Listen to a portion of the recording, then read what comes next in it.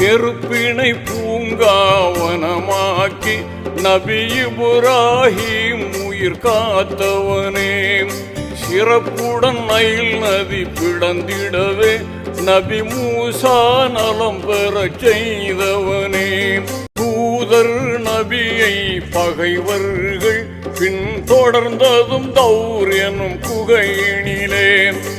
ஊதினால் பறக்கும் சிலந்தி வலை காவல் உதவினாய் உனக்கே ஈடுமில்லை.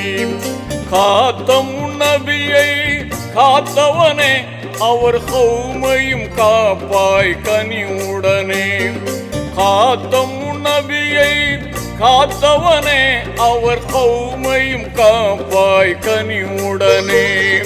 அல்லாஹ் அல்ஹம்துலில்லாஹ் எல்லா புகழும் அல்லாஹ்